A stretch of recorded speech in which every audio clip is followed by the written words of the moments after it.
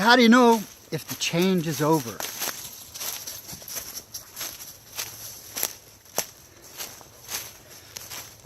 Kind of interesting is that my academic training was all about how do you measure change.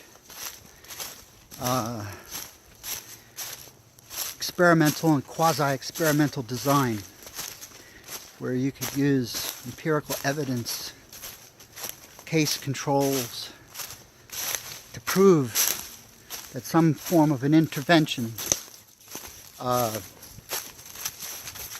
caused a change, to tease out all the multiple variables, all the noise that makes it difficult to study human beings and their behavior, consequence, nature, all of our observations, and to tease out cause and effect. You know, what causes change? How do you measure the change? How do you observe it? So I know all about that.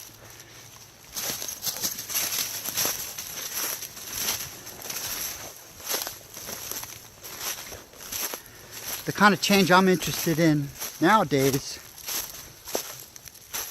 is more elusive. I'm not saying it can't be measured, quantified. It's possible. You know, if you're suffering from depression, a measure as simple as how many hours you sleep or how many calories you eat could indicate, you know, whether a medicine or practice is helping you change. Undoubtedly, there's all kinds of physiological ways that we can currently detect change in the state of our being, and those are constantly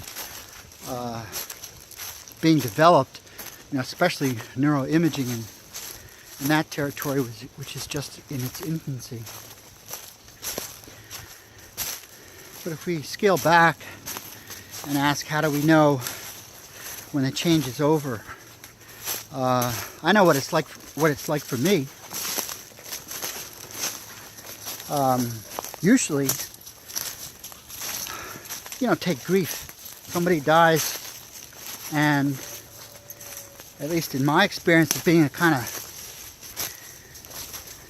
thick-headed American man who's been taught to ignore his emotions, I won't even recognize that I've been grieving until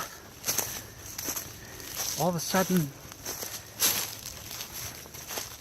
could be a year later, I feel like the clouds have parted. You know, it's just this ephemeral, subtle sense that something's different.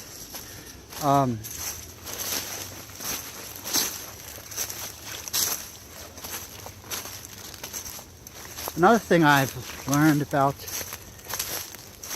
knowing when the change is over,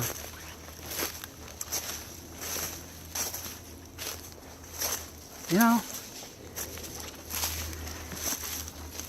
often these kinds of deeper changes you can't make happen. You have to let them happen. And the best sign that they have happened is just the fact that you're not trying anymore. You're no longer trying to make it happen. That can be the best sign, the clearest sign.